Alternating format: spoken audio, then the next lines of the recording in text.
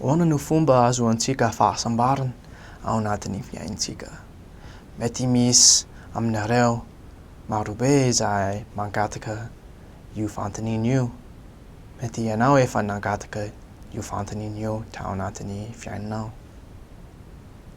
Ny fahasambarana zavatra tena tiantsika ao anatin'ny fiainantsika. Isika rehetra te ho faly amin'ny fiainantsika.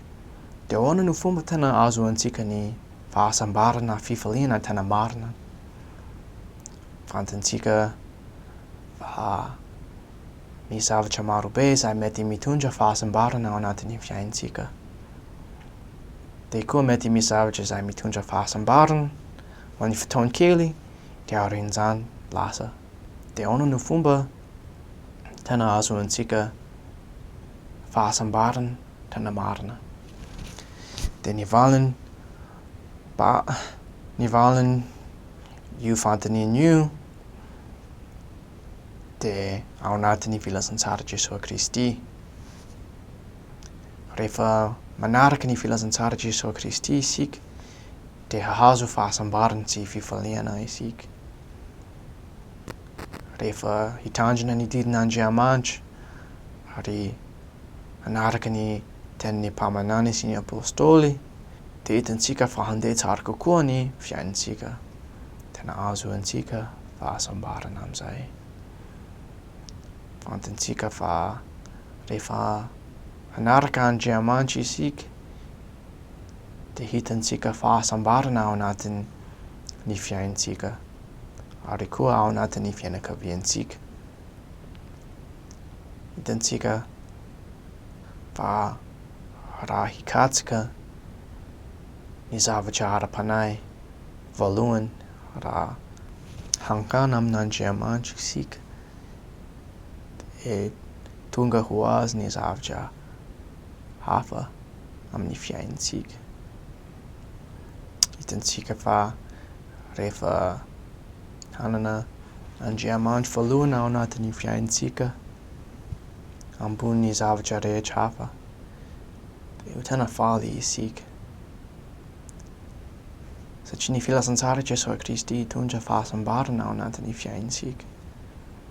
Tena hitahiantsika Andriamanitra rehefa hanaraka azy isika dia tena zava-dehibe izany. Raha tena hikatsika fahasambarana isika dia tokony hanaraka Andriamanitra ny araintsika. Tokony hanao ny zavatra tsara ao anatin'ny fiainantsika.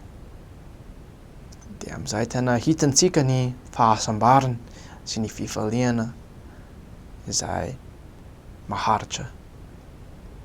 Dia amin'izay indray andro azoantsika ny fahasambarana ho mandrika izay.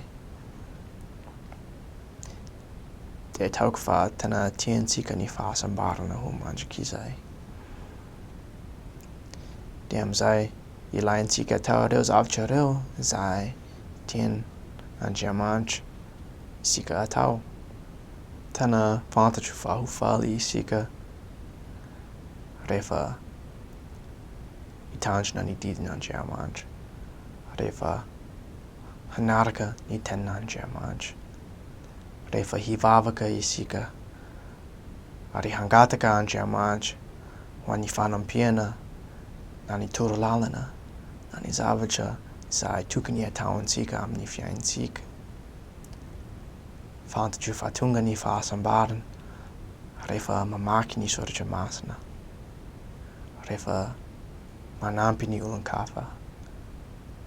Fantatro fa tonga ny fahasambarana rehefa hiezaka hanao ireo zavatra ireo izay tsara ao anatin'ny fiainantsika.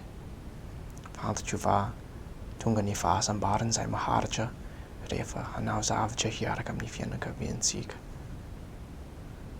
Rehefa fantantsika fa manan-danja ny fifandraisantsika miaraka amin'ny fianakaviantsika ary miaraka amin'Andriamanitra dia ho tonga ny fahasambarana ao anatin'ny fiainantsika rehefa hikatsika izany.